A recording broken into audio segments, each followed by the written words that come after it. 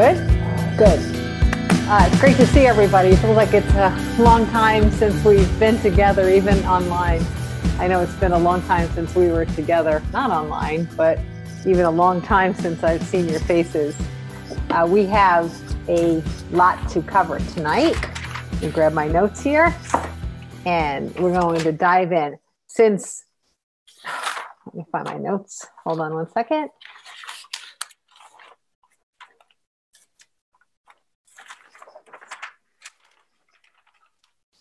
Here they are. Okay. All right. Since tonight is technically the first night of us doing an ongoing class that will be working on this for the rest of the year and all the way through 2021, I want to start out with just some review. And some of it's going to be very familiar to you, but I think it's a good idea for us to all be on the same page to begin, because intuition is far more involved than sometimes we give it credit for.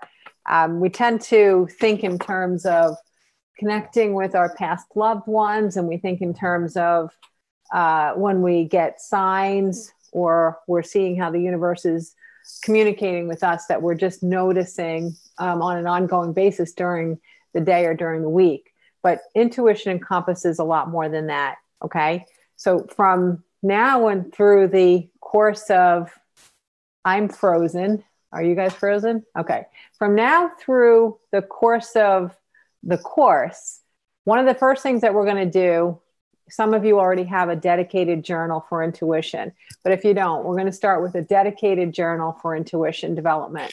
And the journal is going to be broken down into 3 parts.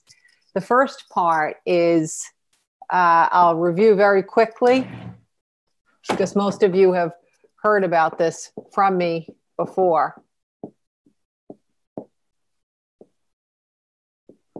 The first section of your book is going to be the question of the day. And what the question of the day is that you're going to select a source, a non-physical source that you would like to pose a question to. That non-physical source can be someone that you knew that has passed away. It can be, if you've become familiar with guides other than past loved ones, it can be a guide of your choosing that you know. It could also be your higher self, because the whole of our being is always in the energy realm. You just tossed a piece of yourself to the earth. So it can be your higher self. Don't think only of your higher self as, a lot of people think of it as your conscience, but it's really not your conscience. Your conscience it's something that's based on how you were taught on earth to follow rules or guidelines. Your idea of right or wrong, that's your conscience. But your higher self is the whole of your eternal being, the essence of you since the inception of your soul. Okay? So you can pose this to your higher self. Your higher self remembers everything about you. You have earth amnesia. Your higher self does not have earth amnesia. Your higher self completely remembers what you're doing here. And it's able to help you out of like snags if you pay attention. Okay. Other sources are, I've worked with many of you one-on-one, so you've become familiar with guides that you have that might be out of the ordinary of immediate family members. So it could be someone that you remember that came in from high school or a past job, or it could be a former neighbor, or it could be a friend of a family member. So whether I brought that guide in for you or those guides in for you, or you just have a sense, you'll be able to send your question of the day to that source as well as one of the choices. The next possibility is all that is. It's the catch-all phrase that the guides who channel the answers for me through me, they use it to incorporate the idea of the universe, existence itself, creation, a creator, any term like that. We say all that is.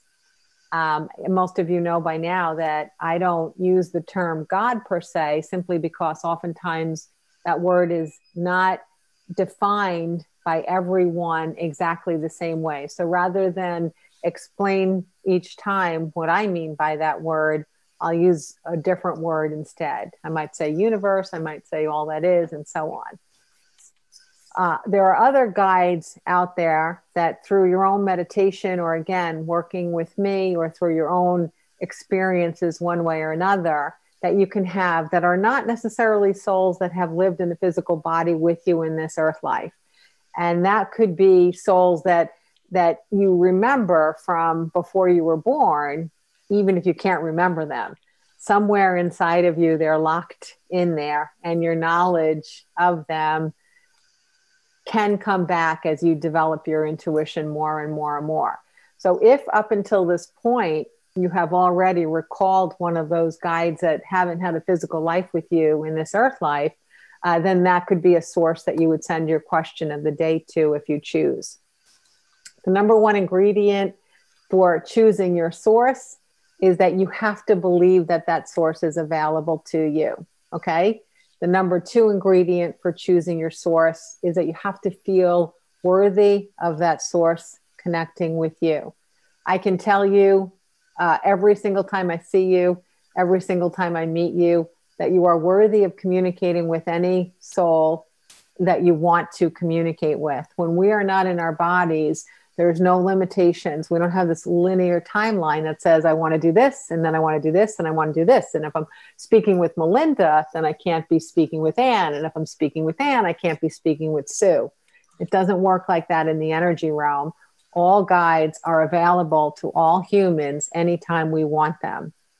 One other myth buster, just to remember on the onset, is that even if a soul that you love who has passed away has reincarnated and is in another physical body, that doesn't limit your ability to connect with them, because just as you have a higher self, they have higher selves too. So they put a piece of their consciousness perhaps in another incarnation, but the whole of themselves, the part of you of them that you would connect with, is still there and accessible. Okay. So those are your sources. Question of the day: when you begin, you want it to be relatively simple, even playful. The number one thing that prevents us from being able to tap into our intuition is our own earthly limitations that we set up. And our limitations are usually based on a lack of confidence in ourselves, lack of belief in the possibility, or fear. So if you don't believe that the source that you're sending your question of the day to cares enough about you to answer, or that you're significant enough, if you didn't know them that well, that you're significant enough to be heard and to be answered, if you don't have the belief that you're good enough or strong enough or clear enough or visible enough or vibrant enough or any enough, then you're going to kind of dampen your ability to really get vibrant answers from your question of the day. Okay. I know I went through all of this fast, and it's a review for most of you. However, I will take a lot of what we're talking about tonight and put it in writing and send you a follow-up primarily from tonight's class. Because tonight is so much of a review, I want you to have a reference so that as I'm speaking 90 miles a minute, 90 miles a second, I know I'm saying a lot. I don't want you to feel lost. I want you to just feel that you have a reference so that you could flip to a certain topic. And when something is popping up, you can go back to the things that we talked about tonight and make more sense out of it rather than flounder. This is all about you have a map. It's just step after step after step after step, and your intuition will develop and thrive as a result of taking these steps. And it's important that you understand the steps as you're taking them. So pick a question of the day that's relatively fun. This is not where you start out with your life and death questions, okay?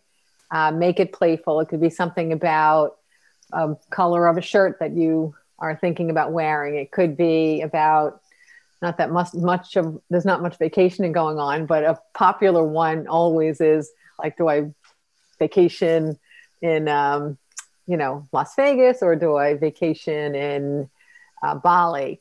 It's that kind of thing. But now our vacations would be like, do I vacation in Connecticut, or do I vacation in New Jersey, or do I vacation in my bedroom? Yeah. Right? So even though that's a good question, you got to be a little bit creative, but maybe you'll be taking some time off for the holidays. Maybe your question could be like, on one of my full days off, this or this. If you're a beginner in communicating with guides, it's nice sometimes to say this or this, so that you can get a feel for how that answer comes back, this column or this column. And I will give you an example to illustrate. Okay.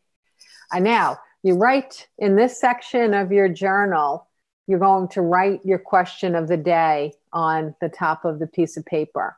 I call it question of the day, but sometimes the answer might take a day or so to come back to you.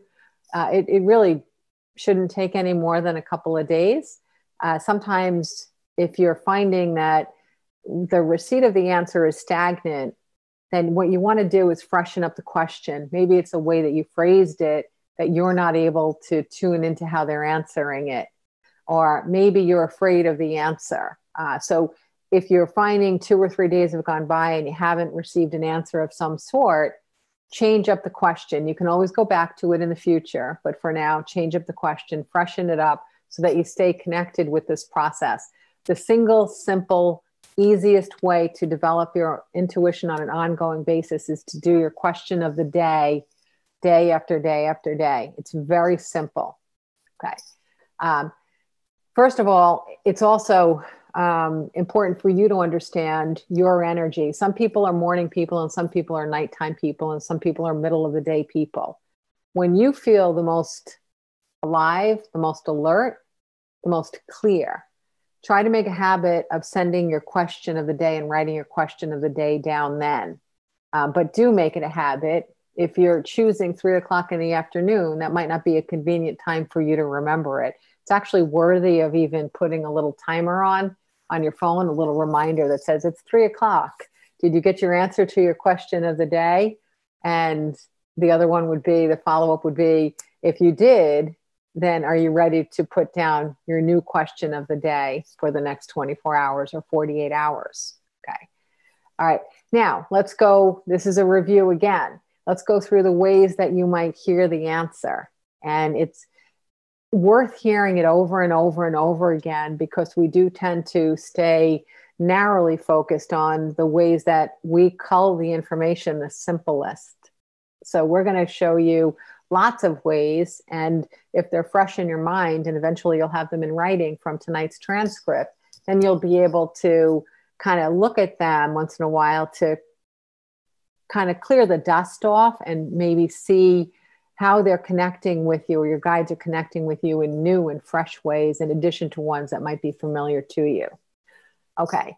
And at this point, what I would love to do is have, I don't see the chat room, so I'm going to, okay. Oh, there's the chat room.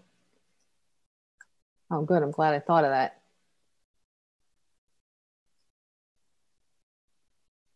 Before I talk about the next thing I was going to say about how they're going to come in, I'm going to answer this question.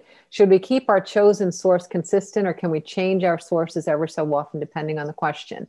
That's a fantastic question. And I do happen to know that the person that's asking it, her intuition is pretty highly developed. So in a case, if your intuition is developed and you feel really familiar with talking to guides, and you kind of have a sense of the vibrational energy of different guides, then it's okay to change up the source. For beginners, however, and if you're not familiar with the energy of communicating with a particular guide, you're going to do yourself a favor if you stick with one. You have to remember that when you're communicating with a soul without a body, and you're missing out on your 5 physical senses, which are the ways that we most often record data and understand that we're having a conversation or a communication or a connection with a human. If you take away those 5 sources, it's a little bit difficult to sense the differences, those subtle differences between one soul and another. So if you're changing it up every day and sending your question to a different guide every day, it'll make it more difficult for you to understand and notice those specific characteristics and qualities of how any particular soul makes you feel.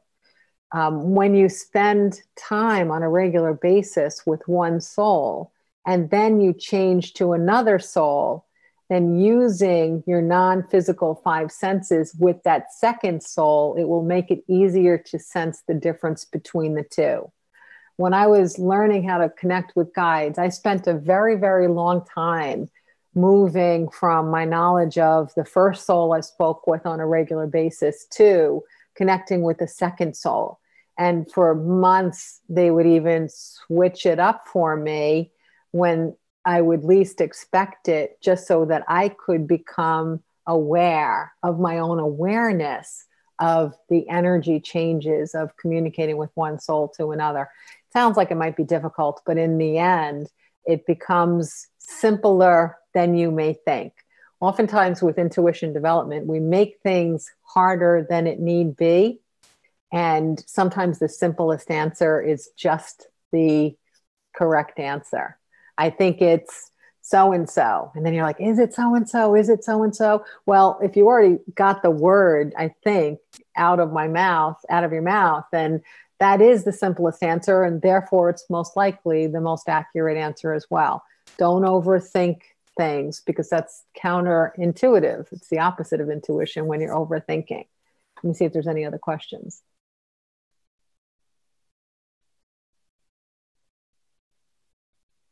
Okay, so next, I think I'm caught up with you. We're going to stick with, I think I answered Sita's question indirectly, but we're going to stick with one question until you get the answer. But then I said, if it's becoming stale and you're finding you went through a 2 or 3 day batch or even longer without hearing the answer or getting the answer from some form, that's when you freshen up the question, scrap the question, or do something to clear the energy, even if you just leave that one open for another day and go back to it and then go to a simpler question again. Don't keep yourself feeling frustrated. It doesn't help. So I would say, today's Monday. If you pose a question tonight and you don't have an answer by Wednesday at the same time, Wednesday night, then just start with a fresh question on a fresh page, because especially in the beginning, it's going to take a little bit of practice to boot up your knowledge of how your guides are responding to you. And now we're going to go through the details of how they can answer you. Now, at this point, the reason I looked for the chat room is because at this point, I'm going to just keep listing ways that you can receive the answers. But as I would also like you to write some in the chat room, okay? Because it's so helpful when we get a lot of people's perspectives. Because what works for one person isn't necessarily going to work for another. And what works for you today may not work tomorrow. Some people will go 30 days with the same way of receiving the answer. And some people will get it this way, then that way, then not at all, then a different way, and then a different way altogether. So don't limit yourself in thinking that there's only one way, okay? And then we'll go into what kind of question to ask. I can see that. I'll give you examples of questions, but like I said, keep it simple and keep it light in the beginning until you're adept at seeing the question and the answer. The easiest way, I believe, for us to get our answer is through a sign.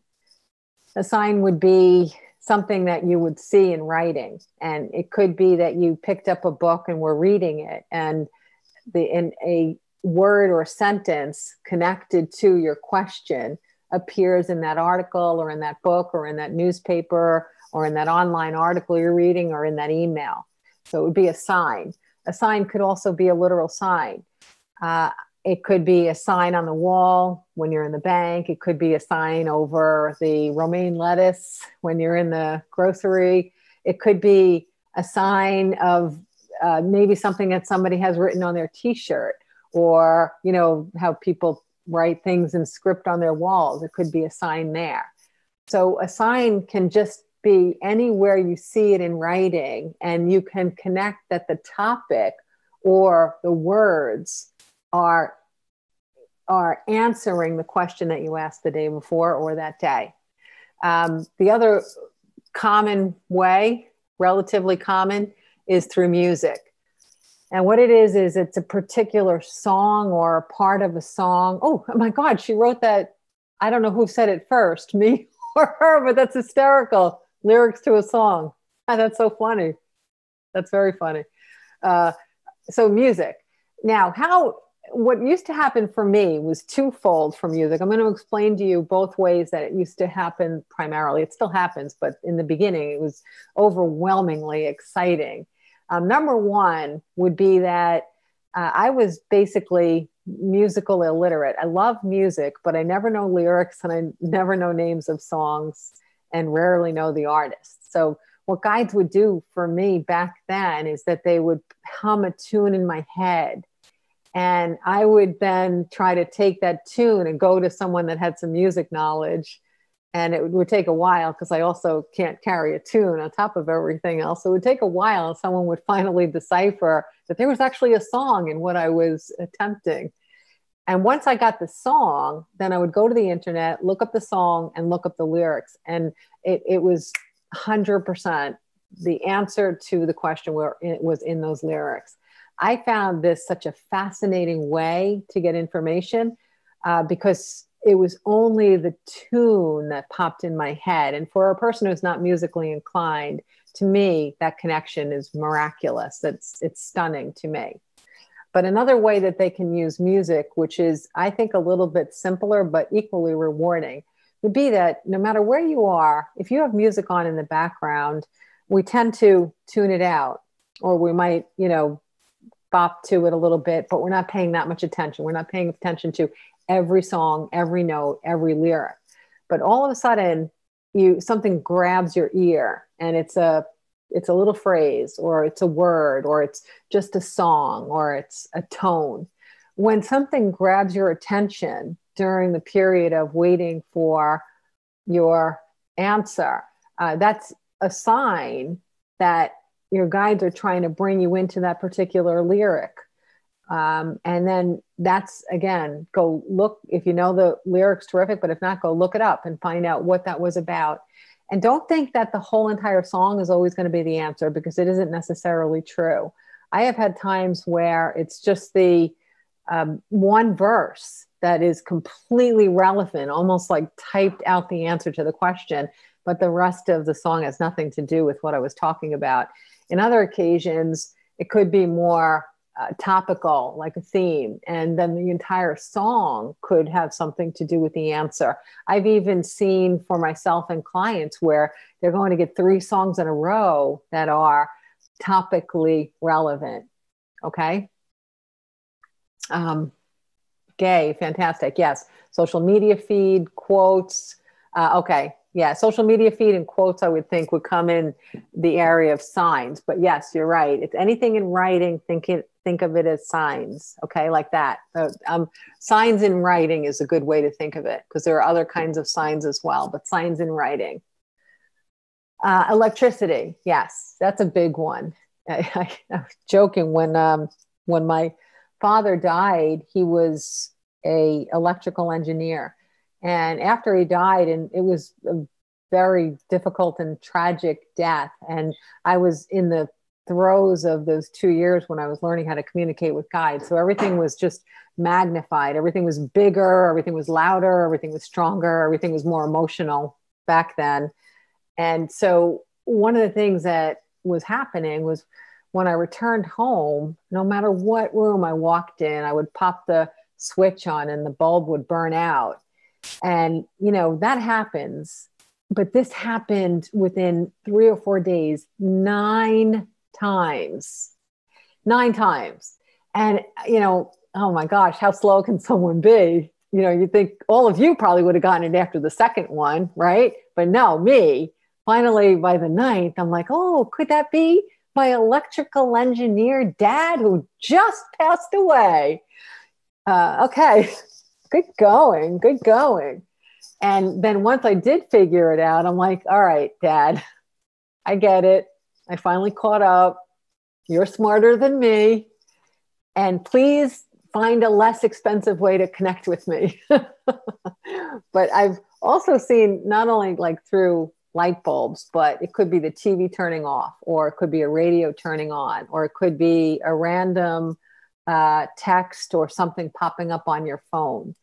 One of the things that happens to me randomly, I don't even know where my phone is because I don't pay attention to it, but randomly, sometimes I'll hang up with a call with someone, and then a song from my playlist, and there's like 447 songs on my iPhone, just a song will play when I hang the phone up.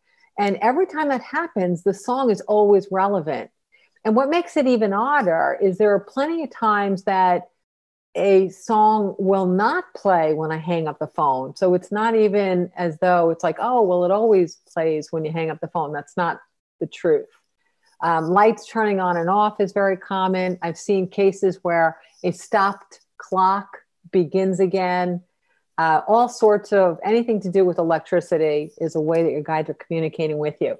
And since electrical signs don't necessarily give the answer, what you want to do is when you're seeing an electrical sign, if you can't figure out that the answer is connected to that sign in that second, then what you're going to do is pause and see if your guide is just trying to make you pay attention to something in the room, to what's going on in your head, to what you just did or what you just thought. So they could be directing you to a sign that's something within that moment that's relevant to that experience, including the experience of your own thoughts. Okay. But other times, even electrical signs or occurrences are answering your question.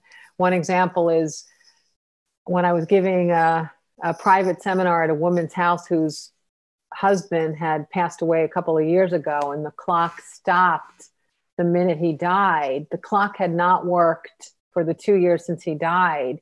And while we were giving the seminar, the clock was on the mantle behind me. And even though they had tried everything, they brought it to a clockmaker and they changed the batteries, they did all that normal stuff. But when I was giving that seminar and we were talking a lot with past loved ones, the clock behind me started working again, and everybody that was sitting there saw it start again. So that is pretty obvious, that kind of thing. So sometimes it has something to do with what's going on in electricity, but oftentimes it's really to just make you pay attention to what you were paying attention to. What were you thinking? What just happened? What's within your dominion at the moment?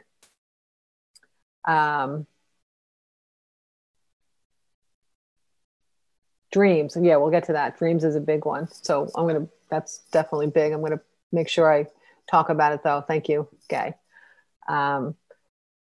Radio static. Yes, absolutely. Okay. Barbara said sense, and that's a whole area into itself.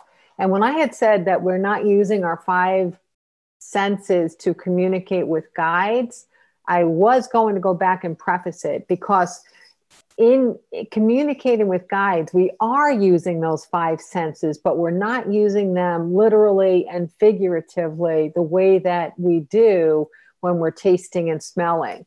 So it's not exactly like using your sense of smell. You're going to smell it on something that's in front of you or have a candle. But what does happen is that the guides have the ability to sort of tap into your own senses to stimulate an image, or to stimulate a sound, or to stimulate a taste, or to stimulate a scent.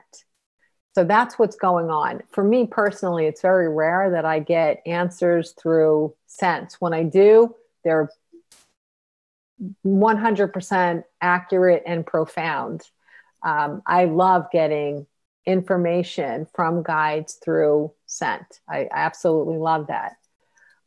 And if that's something that's common for you, just really keep paying attention to it. And remember that your olfactory glands they have the greatest muscle memory of any sense that you have. So they're able to evoke deep, deep emotions and memories from many, many years ago. The connection is something that lives on forever. Like if you think of the smell of silly putty, right? You can think of it, but if you smell that, it's going to bring you right back to when you were playing with silly putty when you were a kid. It's very, very, very strong. The fragrance that your grandfather wore. It's a nice way to get answers. I want to go back to another one that I just kind of glossed over pretty fast, but radio static, yes. Even things becoming fuzzy, the static itself is a way that the guides can be grabbing your attention to make you pay attention to in that moment. I would think radio static is something that's going to happen most commonly when you're driving. And while you're driving is a good time for guides to communicate with you, because when you drive, you tend to not live in the space where you normally are, planning and worrying and adapting and working on your to-do list and being so immersed in day-to-day life and left brain activities that you're not making space to connect with souls that aren't in the physical. So radio static is a good way to get your attention. Let me see what else we have here. Goosebumps, absolutely. I want to explain something about goosebumps, which is pretty cool. You know how most people have a disposition toward liking certain types of art, music, television programs, or movies, especially movies. I think we have genres that we really enjoy. That's why we call it entertainment, because it takes us away from our everyday experiences and transports us into something bigger than we might be experiencing at the moment. What happens when you get goosebumps and chills during a movie, the good kind, not the scary, creepy kind, but when you get the good chills, what it's doing is it's evoking unconscious memories of what it's like to be a soul without a body. That feeling of just goodness washing over you, that feeling of yes, yes, yes. And you know how like you can cheer in a movie? That kind of feeling is how it's kind of scratching the surface of it, but it's how we feel when we're not in bodies. So the body is reacting to its unconscious memories of what it likes, what it's like to be a soul. Okay. And so, yes, goosebumps, other bodily signs. I'm even glad that you said that. For me personally, using different parts of my body to connect with me was a way that I was able to distinguish the difference between one guide and another one communicating with me. So once I learned to manage the vibrational differences between a couple of guides, they started to use different parts of my body to allow me to identify which one was connecting with me. Okay. As I'm saying this sentence and not even focusing on my primary 24/7 guide, I'm thinking about how he makes contact with me physically. And even without me finishing a thought, I could feel him physically. When you focus on it and you pay attention to it, it becomes very simple. One guide can make me feel a pinch in my stomach. Another one, I vibrate from the left knee down. Another one, I can almost feel like something touching my head. Another one is a great, wonderful feeling of optimism and joy, I guess, in the area of the chest. Some of them can be very, very sexual. Sometimes it can be the chills or a sense of a hug, but there's tons and tons and tons of ways that your body can let you know that a guide is there with you. Another way to get your answer is through vanity plate. Thank you, Susan. That was one of the hugest ones for me. It tends to still be pretty big, but I couldn't believe how adept they were at being able to get the vanity plate in front of me when I was in the process of asking a question. It's pretty miraculous. The more you see how miraculous it is. Intuition development is removing the veils between you and the non-physical. And as you remove the veils, the miracle of how connected and beautiful these insights are and how this guidance is and how this partnership and ongoing relationships are, the beauty of it just becomes clearer and clearer, and you can see how miraculous it really is. Christine, thank you very much so. Auto writing. So the two I want to go into a little longer from your list. Thank you, everybody. That was fantastic. I think you did a great job. The two I want to go into a little bit more are dreams and order writing. But before I do that, let's just talk a little bit more specifically about the type of question. Oh, I did. Yeah, right? Yes, I did. I talked about it a little bit more. And also, after you see a body of weeks of being able to see the question and the answer, see the question and the answer, see the question and the answer. After you go through this for a few weeks, and in your intuition logbook, that section is getting fatter and fatter and more packed with success, you can really change up the kinds of questions that you ask, because now you understand it better.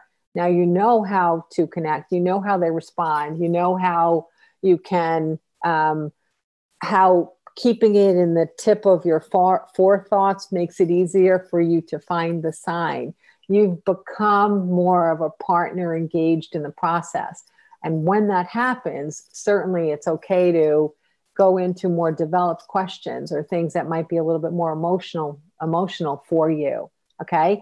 Now, if you venture into more emotional questions and you're not feeling like you're getting answers within the day or so, as we spoke about earlier, it's okay. Just leave that page alone and go back to a simpler question. Sometimes think about it like being a musician. Even though I don't play an instrument, I certainly know that if I were working on a piece of music that was at level A, and then a month later I was working on level D, and if I couldn't do level D, I would understand it's okay to go back to level A and practice again, maybe go to B before I go to D. Same thing with intuition development. You don't ever lose it. Sometimes you just want to go a little bit simpler for your sake, to clear all of the noise and static out of your own head and your own space, so that you can get clear again. There's no failure at all. It's just a matter of attuning to the methods that work best for you and practicing and practicing and practicing. Okay. All right. So let's go to dreams, because that's a big one. Intuition development, it's important to kind of be aware that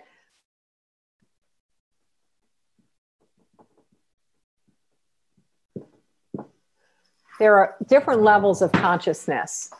I know there are different speakers out there that tell you that there are 7 levels of consciousness. Some tell you there are 29, and there's all this stuff in between. I keep it very simple. I want it to be useful to you. So are there a myriad to squeeze in between the ones I give you? Sure. Everything in life is on a spectrum. Okay. But to keep it very simple, I'm going to tell you 4. All right, the first one is where you are right now. You're here and you're awake. Let me see. Sue, are you awake? Sue, you're awake? Yeah, see, that's awake. That's the awake state. Okay, now I'm looking at Melinda. She looks like she's in love. She's daydreamy. I'm going to say that she's not completely conscious. She's in the daydreaming phase. But what we will call any phase where you're not completely awake, it's just the dream phase. Nocturnal dreams are a fantastic source of information. Ultimately, when you become more adept at understanding the process, daydreaming can become a wonderful source too.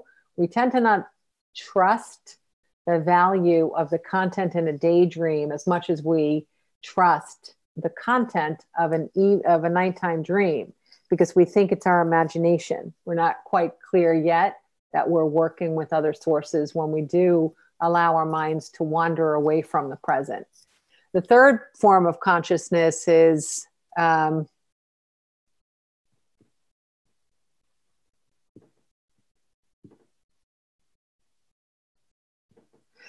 it contains all your earthly memories. So that's since your birth right now and every past life that you've ever had. All of that is contained within you. It is available through your consciousness. And the last one is the entirety of your eternal journey.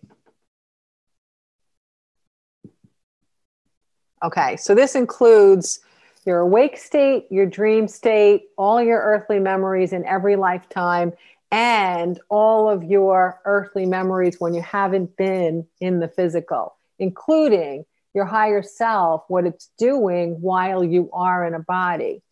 Okay, so in these 4 states of consciousness, it's a shift to go from one state to another. I know we talk about, being alive or being, dead, and dead's up here and alive is here. But none of that is actually true. When you die, you are changing your state of consciousness. You're not doing anything other than that. You're leaving the illusion of the physical manifestation of your soul, and you're moving back to the full connection with your higher self, which is the whole of your being. Okay? So it's simply a shift in consciousness. Nothing actually happens to your soul. Your soul just returns to its original complete form. Okay. So your awake state is the most delusional of all states.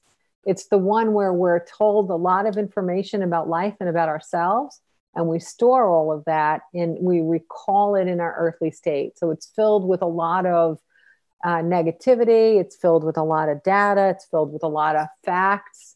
And it's also where we store our negative emotions as well. It has a lot of good stuff in it in our awake state as well, a lot of good storage in there, but it's the only place where we can find the bad storage, which is why these other states of consciousness are more reliable for us to get information about our earthly life.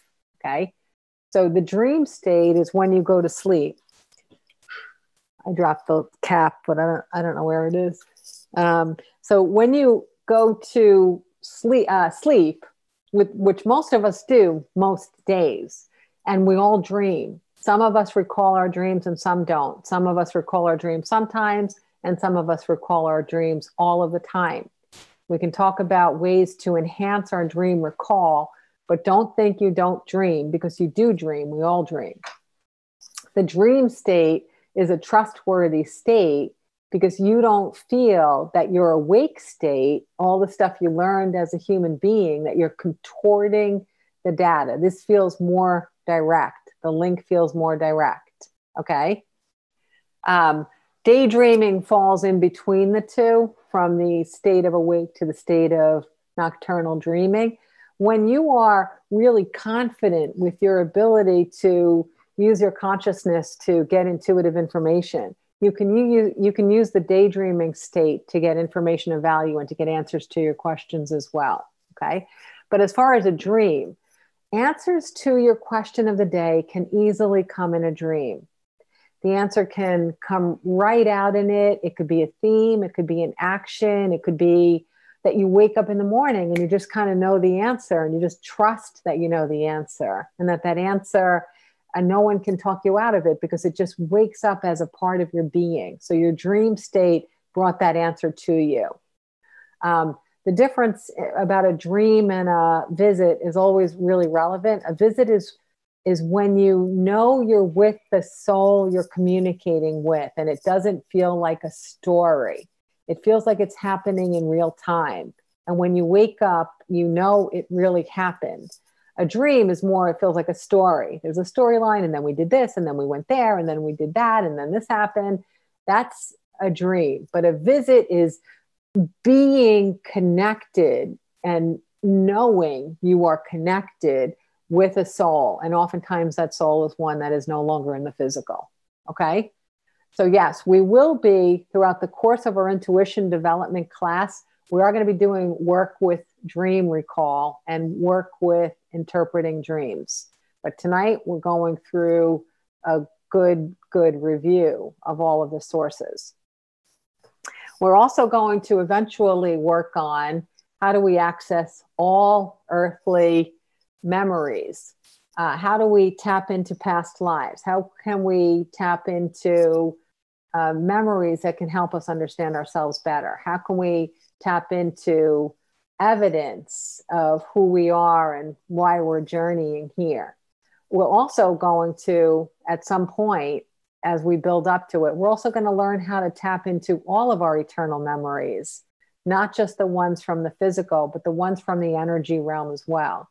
I really would love to see if we can build up to that and be able to really by the end of next year, be able to say that we can do it. We have the means to connect with our soul and our unconscious memories of not being physical and start tapping into things like what our soul's intention is and so on. Okay, I see that there's a message here and it says, can you expand on a visit in a dream? How do we know the difference? I don't know if that message was put there before I answered it or not. So let me look at Sitha. Sitha, did I answer it? Oh, you want a little more? Okay, I'll give you more. Okay. Okay, so a dream and a visit. First of all, let's look at everybody right now. If you had a visit in a dream, raise your hand. Okay. The number one way is people who have a visit know it. A lot of times the people who don't know the difference between a visit and a dream haven't had the visit yet. Would everyone who said that they had a visit would raise your hand if you would agree with that statement? Okay. Yeah. Once you've had a visit, you know what it is. It's a sense of, it's usually someone that you love, and they're usually giving you some kind of an emotional message like, I'm okay, or you're okay, or you are loved, or everything's going to be okay, or don't worry, or you can feel a hug, or you can sense their presence. And the conversation feels as real as me talking to you right now. Okay. It doesn't feel like a story. All right. So you could have a dream. If your mom has passed away, you could have a dream about your mom. And the next night you can have a visit from her. And the visit is like, hey, stop by. I want you to know I'm okay. Just don't worry about me. Don't worry about your new job. Don't worry about anything. Life is really good. That kind of feeling. It feels like a soul to soul connection. Okay. Does that help, Sitha? Okay, good. All right. Let's see. Okay, let's go into auto writing. This is something that we're going to be working on in this class as well. Auto writing. Auto writing is also known as channeling. Some people have other terms for it. I can't think of any offhand, but I do like auto writing. And auto writing is the process of writing with your hand or with the keyboard in a way that you don't feel you're responsible for what's coming through. It's handing it off and letting things flow through you in a way that you're getting information that's meaningful and even helpful coming through that page. When I started, I didn't know what auto writing was, and I was communicating with guides on what I call a guide board. And they asked me to sit down at a keyboard for 2 hours and just put my hands on the keyboard with no agenda. I'd never heard of anything like this. I thought it was insane. I did it anyway because I'd already had enough evidence at that point that the information that I was getting from guides was valuable. And I just felt like I had nothing to lose. I was very, very eager to learn and grow. So I did it. It took me quite a while until I was able to tap into putting my own thoughts aside, getting Karen out of the way and letting something else come through me. And when I finally was able to do it, it became one of the most profound sources of information for me. So I've written 5 books, I've written 100 essays, I've written a ton through guides. I love it because when you have the ability to auto write, you can almost sense yourself on 2 different channels. One channel is what's coming through you, and you can almost hear yourself thinking about what's coming through. It's very, very exciting when it happens. And another kind of auto, per se, is auto speaking. In the first 5-6 years of doing this journey, I would say I was far more adept at auto writing to get good content, clear, deep, meaningful, almost irrefutable content. But as I started to develop more seminars, and I had done so many hundreds and thousands of hours working with clients, I became as adept in being an auto speaker. And many of you have now seen that there are times when I can speak without taking a breath for 45 minutes, even though I had no agenda of anything that I wanted to say. I've been known to speak for 6 hours straight without taking much of a break. Auto speaking, it's just as though I really am just a hand of guides, almost like the magic wand coming through, and everything that comes out of my mouth is coming from a different soul or combinations of soul. Maybe my higher self is involved too. But auto speaking is a way that you can bring content through. Everyone has found themselves auto speaking at one point. Anytime you're like speaking to someone, and in your head, you might not say it out loud, you're kind of like, hey, that was good. Or, oh, I never thought of it like that. When you're kind of like narrating in your head that something you just said was good, and you're kind of tapping yourself on the back for it, you clearly did not pre-think it. Therefore, you were auto speaking. And that's really good evidence that that you are adept at auto speaking. And another interesting thing to note as far as intuition development is that a lot of people who have soul's intentions to help others grow in their self-love, they find that they're doing a lot of auto speaking with friends and coworkers when people are sharing a challenge, or they're sharing a problem that they have, or they're telling a story. And then all of a sudden the person will start to speak, and this like magic and wisdom is just popping out of their mouths, and then others feel good to be around them because what's happening is so meaningful and so purposeful, and it cuts through all the nonsense. And it's almost like it's not the person's opinion or not your opinion, but something very meaningful is really coming through in that auto speaking. All right. And auto speaking is not necessarily a way you're going to get your answer to your question, because we tend to not credit ourselves as being the source of the answer to the question. So even though we're auto speaking, meaning we're tapping into the consciousness of other guides, because it came out of our mouths, we're probably not going to take note and say, oh, what I just said is the answer to the question. Because at that point, you're going to see yourself more as being kind of limited again. And if I knew the answer, I wouldn't have asked you the question, right? You see what I'm saying? So auto speaking, and the other way most people don't get excited about getting the answer is through a good idea popping in your head when something just lands there. So I could ask my question at night, should I go to Wisconsin or Montana? And then in the morning, I can wake up and I'm putting my little slippers on and Montana pops in my head, right? So I'm like, oh, look at that. The guides answered my question. But we don't credit ourselves when a good idea pops in our head because we think we did it, or we think we thought it, or we think we're trying to answer it. But you're sharing consciousness. It just takes a little bit more time in the development of intuition in order to be able to credit yourself for being the conduit to your own answer, right? You see that? Okay. Because sometimes we're too close. We're too close to the answer in order to get it. That's a good question, Monica. How do we know if Wisconsin or Montana is right? This is very, very, very interesting. When you're a newbie, the guides are working very hard in developing your confidence in now tapping into the partnership that you have with them, developing trust in yourself, developing a skill set to be able to connect in a meaningful way so that even though you were never alone, now you have a knowing pathway to understand that you're not alone. So newbies, the process of this and that, it's going to be very literal. So if you got the answer Montana, it is Montana.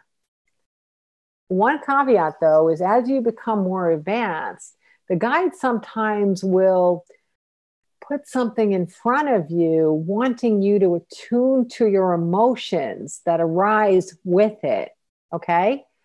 So for example, if I'm the one asking Wisconsin or Montana, and I've been doing this for a million years, and I get Montana, and then I'm like, oh, Montana, then I know my guides were checking with me to see if I was tapping into my own intuition. Do you follow me? So it's the emotion behind the answer that becomes, interestingly, even more relevant. But in the beginning, if this is not something you're accustomed to at all, the literal answer will be the answer, because guides need you to develop your trust in a system that's there to be helpful to you anyway. It's always been there. It always will be there. It's not until they have your trust that they feel that they can be of even more increasing value to you. Okay. The other time a guide might not be literal in the answer, and this is advanced, but I'm going to put it out there because I know some of you have quite a bit of experience with developing your intuition. But if you become dependent on a singular source of making decisions without tapping into your own feelings, guides will do anything that they can to make you stop that. They don't want you to turn off your own senses. They don't want you to use them instead of you. This is a partnership. This is not them or me. This is a partnership. Eventually, we're going to learn how to be conversational with guides so we could see that it is a partnership. I always use the term guides. A guide is one that can give suggestions and point out information for clarity, but they do not tell you what to do. Okay. So if you surrender your free will to a non-physical source, your guides will do everything in their power to make sure you step back into your own life. Does that make sense to everybody? Does that make sense? Okay. So for example, even when I see some people taking a class with a pendulum or a crystal or tools that they use for as a third-party conduit to non-physical sources, sometimes they become very, very dependent on them, and they will literally take that answer and use it 10, 20, 30, 40 times a day without doing anything outside of that one source. So what guides see is, well, I don't know, what if you're having a bad day and you had too much caffeine and the pendulum is shaking and you're misinterpreting every answer and you just made a mess of your entire life because you listened to 40 answers off the pendulum? The point is, you got to show up. You have to be a part of it. And if you're finding that a source of connecting, any kind of tool or system that you use to try to tap into guides, if you're not finding comfort with it, or it doesn't feel positive, or it doesn't feel fresh, if it feels really stale, then change it up and do something different. But do not become dependent on a conduit to your guides, and do not expect your guides to give you answers that are commands, to tell you what to do. They are always, always, always suggestions, not commands. They are guidance. It's always guidance. Okay? Oh, it's so funny. I think I answered the question. I'm doing this all the time tonight. I'm answering the question that you guys are typing before you type it. Who's the intuitive one around here, huh? That is so funny. Okay, so we're asking questions, but we're asking questions to see how they communicate with us. And the reason they're playful is because if I wore the green shirt or the yellow shirt tomorrow, it's not going to be life or death. And eventually we'll see that the answers are suggestions. They help us cut through that baggage and misinformation that we have that surrounds the stuff that makes us unclear. Okay. So let me say this another way. If you get an answer and you hate the answer, are you going to act upon it? No, you're not, because you have free will. If you get an answer and you hate the answer and then you act upon it, your guides are going to know you're doing that, and they're going to try to redirect you into participating in your own life again. Okay. I might have been pretty stubborn in the beginning, but I would always rather make a mistake by executing my free will than following any source of guidance without my own free will or opinion involved in it. Guides do not want to decide for you. When you're asking a question and getting answers and signs, it's to help you. It's not to direct you. Okay? So even if the Wisconsin versus Montana were something that we were asking, I'm saying it kind of frivolously about, being playful with it, but we're not going to have an absolutely great outcome in Wisconsin and not Montana, or vice versa.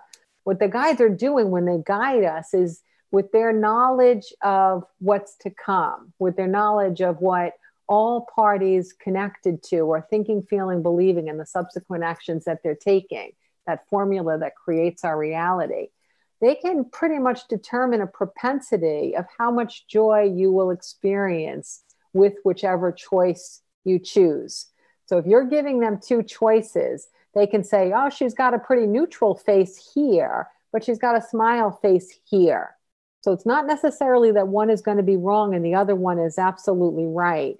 It's that they're guiding you to a preferential choice based on how they can see information that we can't see. Okay? Oftentimes when I'm working with you, you'll hear me say, it doesn't mean that if you go, you'll have a horrible time. I'll say things like that all the time because they're trying to let you know that each second you're changing the outcome. If you go to Montana and you think you're going to be miserable, even if the guide saw you being happy there, you're going to be miserable because you changed the outcome by bringing your own misery there. Everything changes every second. So guides are guiding us with propensity. Did you ever meet a person that they're just like so asleep, right? They've been asleep since they were born. They're 60, 50, 40, 30, 80, and they're still asleep. Like you're like, come on, you got to make some sense out of life. Why are you still being like this? You're so miserable. You're miserable with your relationships, with yourself, your body, your money, others, life. You're just miserable, right? That's an asleep person, someone that's just 24/7 miserable. But you kind of get like knowing this person's history, and I feel, sad that they have this history. I kind of get that this person isn't going to wake up in this lifetime, right? You know what I mean? Right? They're going to just die unhappy, even if they're 102. Now, so what guides can see is that the propensity of awakening for them is slim. The likelihood that that person is going to wake up is very slim. Doesn't mean it can't happen, but it is slim. This is the same way they guide us with questions and answers. They can see the probability of what will happen with different choices. And every time we take a step farther and every time we're participating in our own life, we're changing the outcome. But if we're staying connected to intuition and guidance and optimism and self-love, then their answers become even more helpful because it's likely we're going to stay on the path that they see us going on. Does everyone understand that difference? Okay. And the other part of this too, to remember in the backdrop of intuition development, is that when we are asleep in any arena in our life, guides are always doing things to try to wake us up. So if there's just one area that we're asleep, like let's say we're very fear-based about our bodies and have been since birth, and it was modeled to us that we're basically sick and then we get chronic illnesses and then we die of the chronic illnesses. If that's what's modeled to you from birth, you may mimic that belief system. So guides are going to want you to step into your own power. So they're going to try to find ways to communicate with you that your body is not your enemy. So you might, like, for an example, trust me, there's myriad ways you're going to do this. But one way they might do this is, like, let's say you break a pinky, okay? and you're like, oh, I'm always breaking things and I'm always sick and I'm always at the hospital and I was at the emergency room again. And this is your story. Well, what if the guides were able to help that heal, and you go back to the doctor for your checkup for your pinky, and the doctor looks a little confused, and she's like, hey, that's pretty freaking amazing. That healed like I've never, ever, ever seen a finger heal before, right? Now you leave, and instead of the story being, oh, I broke my finger, I'm always in the emergency room, I'm always sick, life sucks, this is horrible, your story is going to be like, hey, you know what my doctor told me today? I'm like a miracle finger curer. She said that I cured this finger like no one she has ever seen before. Now, do you see how your conversation then about the relationship with your body and the magic of your body changes over one pinky? Now, if they can get you to keep going on that path, they will, right?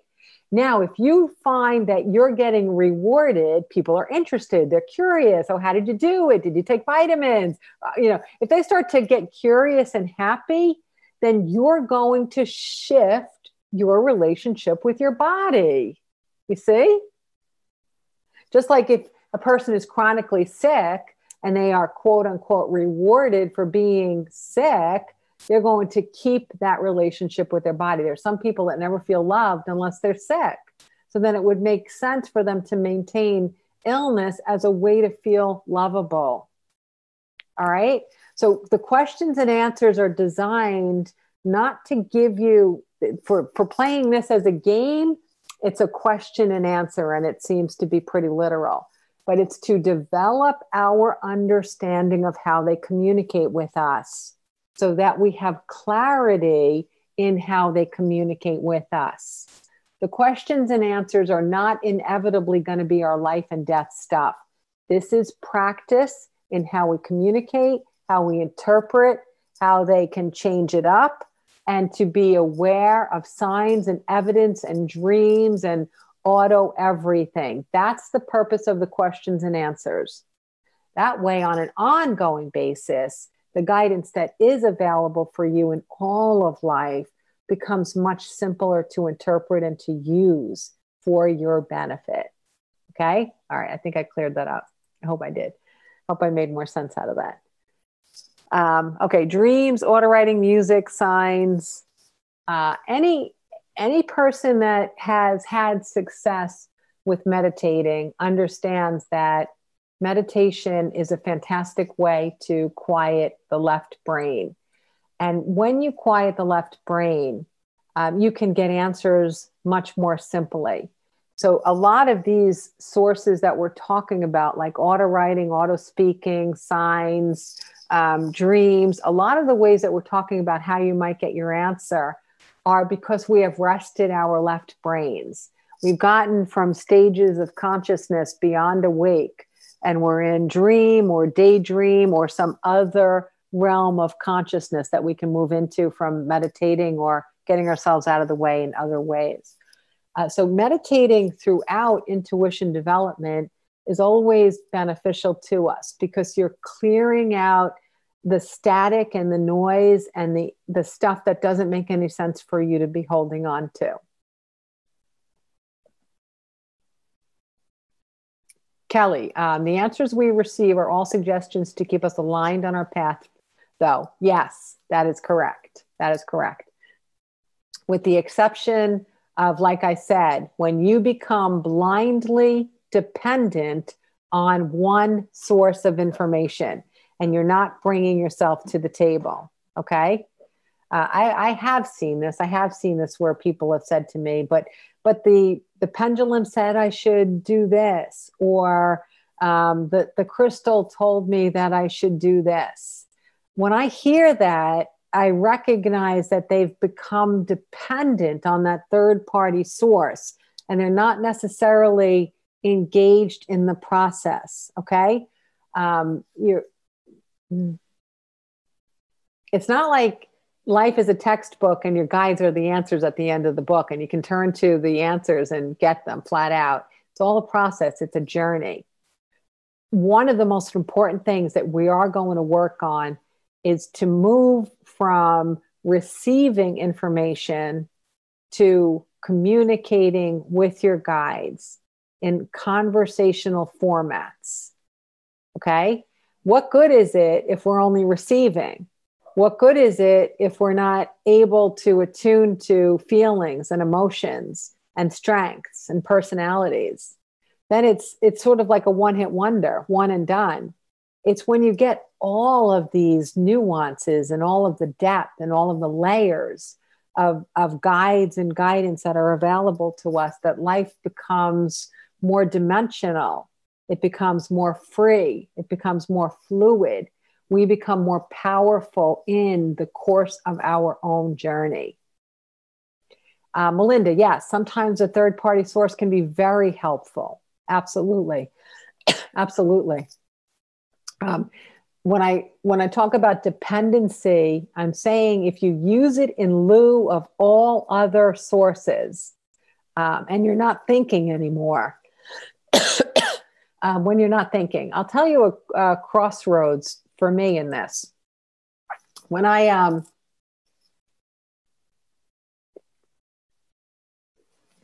first learned how to communicate with guides, I had made miniature guide boards, and this one I keep on my desk. I keep it here. It's out of respect. I keep it on my desk, and I keep one in my wallet.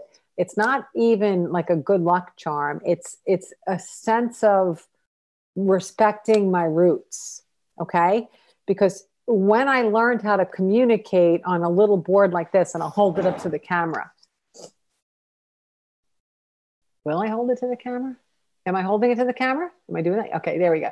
When I had, and I always had a laminated one with me. I took like just, Scotch tape and taped it on one side and the other side to laminate it.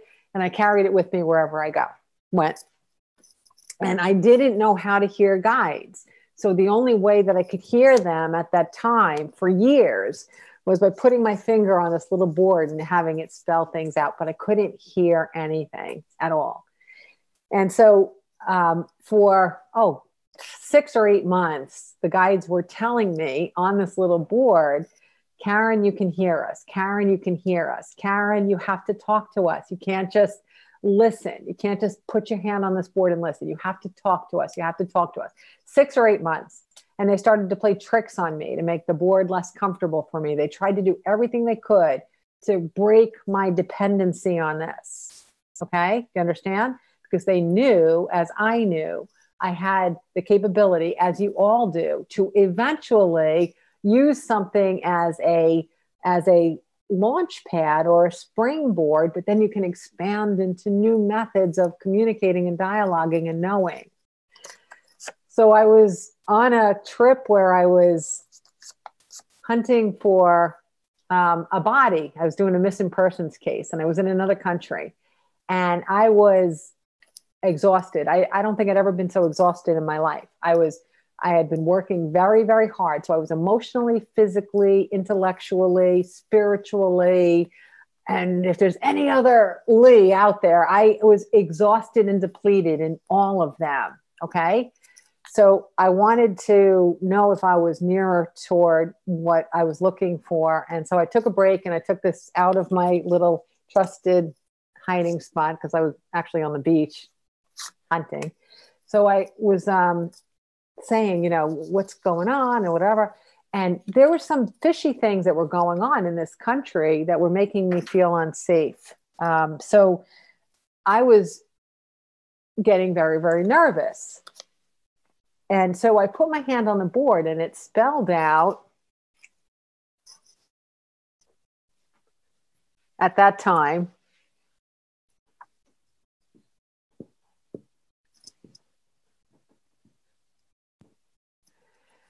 it spelled out Gohome.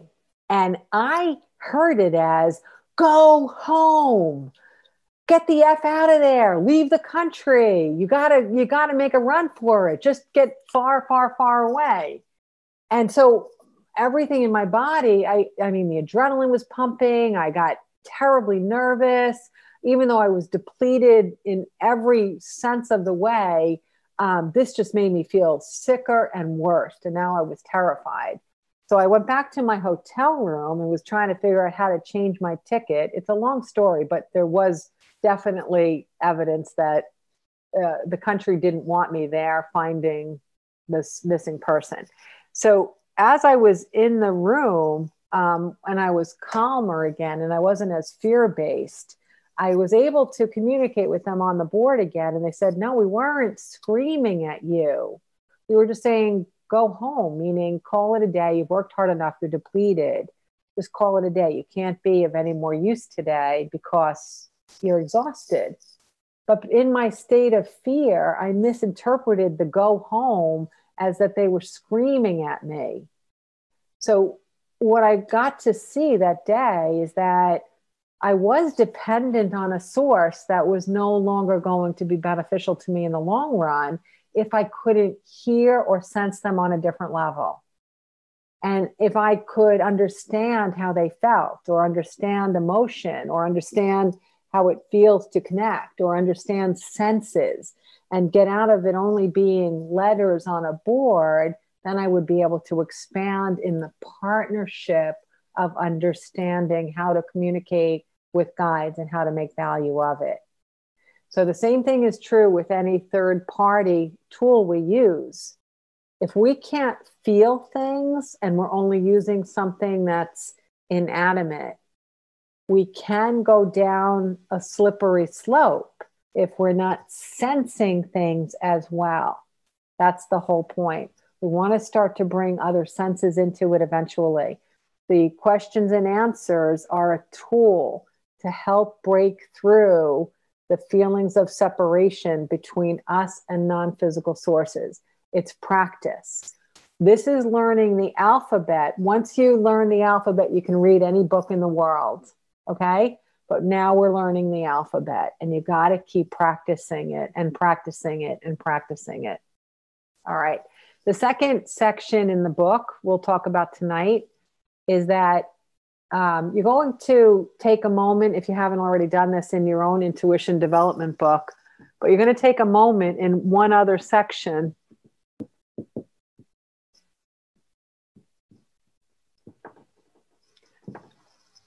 in your intuition journal.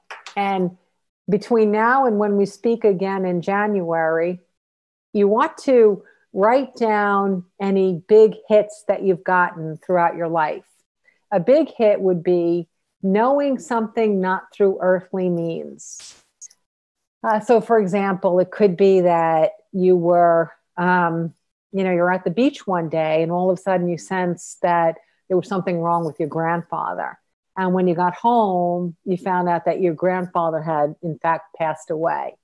It could be that you went on 3 job interviews and you really felt like you nailed all 3 of them, but you knew that you were going to get one and not the other 2. It could be that you were about to leave the house and then you're like, you know what, I better comb my hair. And then you comb your hair and then you wind up meeting the person of your dreams when you go out. So it's like getting information not through earthly means, and there's really no logical explanation for how that happened. Thinking of someone far away before they call, whatever you can remember. So it's going to take you a little bit of time to try to jot down in your journal as many as you can remember. But ultimately, this section is going to be, after the chronological list of the ones that you remember, that section is going to be the place where you record hits, beyond your question of the day hits, but things that are not connected to your question of the day. So it could be like, one of my favorite ones was I woke up in the morning and thought of Cheryl Tiegs and hadn't heard from her in a decade or 2. She used to call and write. She stopped calling and writing. But anyway, so later on that night, I was walking through the den and there was a commercial on and she was on the commercial. Like, it was just like so unbelievable, the coincidence between my morning thought and then seeing her on the TV at night. These are the kinds of things that go into your hits section of your journal. Okay. So first section is Q&A and the second is hits. And as often as you can remember, write down your hits. I thought of Ellen and then she called. I was starting to think that I would love to work in this department other than the department I'm in. And then like 30 days later or 3 weeks later or 2 days later, someone from that department calls you and tells you that there's a job and they want you to get the inside track before it gets posted. These are the kinds of things where you almost have the privilege of knowing something before you actually have the right to know it. Just keep writing these down and writing them down and writing them down. As time goes on in our course, we'll keep showing you how useful they are. We'll do sharing over them, but we'll also be working on all of these other things at the same time. What we're going to do beginning next month, now that we've gone through like some basic intuition development tools and strategies, is sometimes we'll dedicate a whole night to a particular topic, but oftentimes we're going to take maybe 15 to 20 minute segments of our evening. We'll work on this, then we'll work on this, then we'll work on this, and we'll work on that. That way, on an ongoing basis, you can see how you're doing with your journal book, with your dreams, with your hits, with your signs, with your auto writing, with your however you are developing. Okay. We'll continue to communicate with each other. And we're also going to, beginning next time as well, we're going to have bigger homework assignment than this. This is your ongoing forever homework. But beyond your ongoing forever homework, we're going to have specific homework assignments each month. And I know that there are some people who are going to be participating who just would work better alone. But for anyone that's interested in working with a partner, I would really love for you to let me know. Would you prefer to choose your own partner and then tell me who your partner is? Or would you like me to assign a partner? I'm going to preface this with saying that no matter how you exercise your intuition, it's always beneficial. However, there's great benefit in exercising it with people you know less than others. Okay? It helps because sometimes we have a sense of our friends just by knowing them for so long, and we won't be able to determine the clear difference between intuition and just knowing that person for a really long time, okay? Or being intimately connected to them. So for clarity, for the purposes of a course, there's a lot of value in working with someone that you don't know that well, especially when you recognize that everybody that's in the class, those that are on tonight and those that are going to be watching tomorrow, you know that anyone that's doing anything with me, that they're really soulful people. So wouldn't you rather practice with someone that you already know is soulful, someone that you might not know that well? Because then you get the best of both worlds. You don't have to worry so much about, feeling like, oh, I'm behind in the class and everyone's ahead of me, because we're all soulful. We're all here to help. We're all here to experience it together. So if you feel confident and you want to make that leap, then choose a partner, or let me choose a partner for you whenever we have partner assignments. I'm sure you'll be getting some assignments just for you as well. And any assignment that you get, if there's anyone that's not in the class and they want to do the homeworks with you, you're absolutely welcome to if they're on board. Okay. And then feel free to come back and share things when we ask and stuff like that. Right now, for the last 3 minutes, if anybody has any specific questions, you can raise your hand and then unmute, and I'll read the last couple of things in the chat room. Okay, Barbara? Hi, Karen. Hi, how are you? One of the challenges I always have when I start trying to practice this intuition and listening to the answers is my old habits of wanting to do it right. And sometimes I feel like I'm forcing answers that are really coming from my ego rather than an outside source. Is there really any way to be able to differentiate between the two? Absolutely. These are the kinds of things that we're going to be talking about on a regular basis. And there's also two different types of information that we get. One is factually based and one is emotionally based. So one of the things we'll do too is we'll play with each of them. Most of us are adept at one or the other, but generally not both. Okay. So playing with that helps as well. And you can find out where your strengths lie and then develop that even more so. Okay. So for example, one person might be able to go up to a woman who's pregnant and know, 90% of the time whether they're carrying a boy or a girl without any other evidence. And that would be a fact-based intuitive ability, right? Because it's provable or verifiable. Another person might get that one wrong, 51% of the time, but they might be amazing at getting whether someone's going to get a job that they're hoping for, or whether that guy is going to ask them out. So it would be more emotionally based intuition. And we're going to practice both. And one of the things that I find really fascinating is that when you practice fact-based intuition, most of us suck at it, but practicing it actually makes us more adept at the kind of intuition that we generally like better, the stuff that matters in our lives and in the lives of our loved ones. Okay. Does that make sense, Barbara? Sure. So we'll definitely be talking about how do we differentiate between logic and emotions and intuition. How do we dial down the fear, which is one of the most significant barricades to authentic intuition. All of these topics are the things that we're going to be developing on an ongoing basis. Okay. But it's also good to know, Barbara, as you're asking that question out loud, it's fantastic for everyone to hear you because probably most people have the same concern. And I think we tend to feel like we are the least adept at a skill set when we're with a group. And we all tend to do that about ourselves, but it's simply not true. So we got to turn that part of the ego off and have fun and play with it, which is why guides always say when you're doing the questions and answers part of the journal, keep it playful until you really develop the skill set where you can have some more meaningful questions in there as well. Playing is what helps us to eliminate the ego, or at least blast through the ego.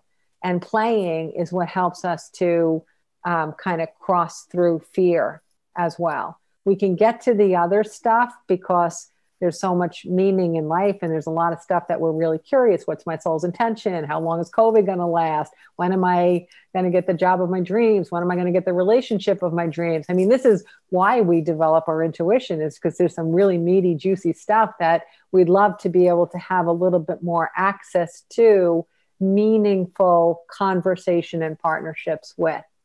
But all of these are the topics that we're going to be working on an ongoing basis. Okay. And Anne, yes, I know. I said we have 3 parts in the journal. I thought I mentioned we were going to do 2 tonight, and the next one we're going to do on the next one. I gave you enough homework, whether you know it or not. And so a lot of you have taken some form of intuition one-time class or more with me, and I've explained the reasons why we do the journal the way that we do. But just to help amp you up in case you were considering not doing the journal. No, I feel like a teacher. But there are really magnificent reasons to actually write things in the journal, okay? Number 1, we have memories like water in a sieve. You can have the best hit in the world, and if I ask you about it in 45 days, you're not even going to remember it. Recording it helps to grow your intuition because when you review your progress, you're always going to see yourself as doing better than you thought you would be doing. Number 1. Number 2, your guides get to see how you know things. They know what you know. They're not the ones developing their intuition, but now they get to see how you know. And that's a really good insight for them, because if you're going to pick up a pen and write on a piece of paper, then they know that you know it. Okay. So you're teaching your guides to teach you by keeping the journal. Number 3, and this might be the most significant reason of all. We are a mind and a body and a spirit. We are looking to make an improvement in our life. Every time we are making any kind of an improvement, in order for the improvement to take hold and replace a non-productive habit, it's essential that we bring the mind and the body and the soul into it, into the improvement. So the mind is already on board because you're learning and you're excited and you're aware and you're engaged and you're thinking. Okay. The soul is already into it because it's your soulful knowledge and wisdom that's allowing you to tap into your intuition. So the thing we've left out so far is the body.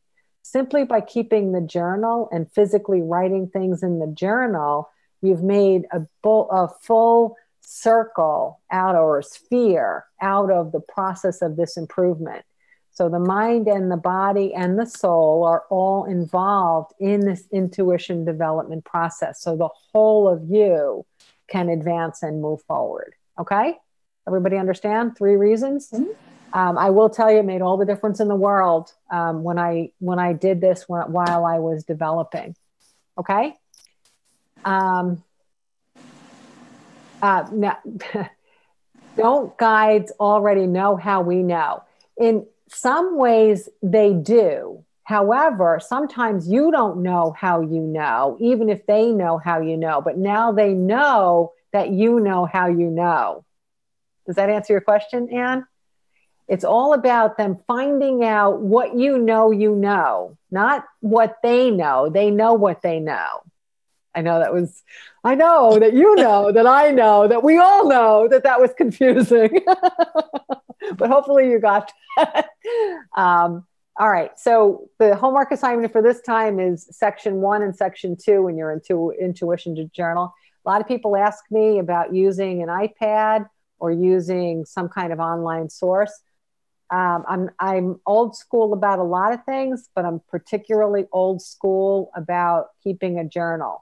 The reason is when something gets written into an electronic source, we rarely have a way to be reminded of it.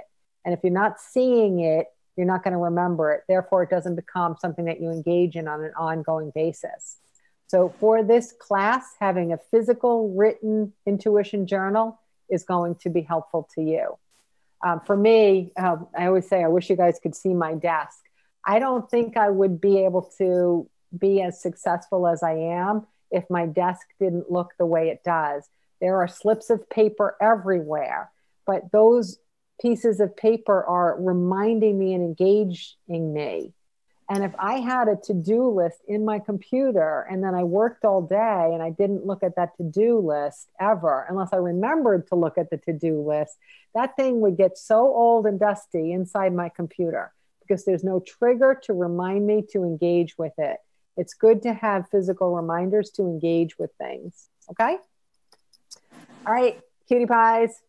Don't forget to send me an email if you would prefer to work alone, work with someone you know and who that is, or have me assign partners to you. And you can change that up anytime. There's no absolute. So anytime you want to change that, even if it's temporary, that's totally 100% fine. But until you do change it, we'll keep it the same. That way, if you miss a live class and you watch the recording the next day, we'll stick to whatever your choice was unless you let me know otherwise. Okay? Sound good? All right. Happy holidays, everybody. Happy Hanukkah, happy Christmas, happy Kwanzaa, happy New Year, happy 2021. Yeah. Yeah. Absolutely happy 2021. Good night, everybody.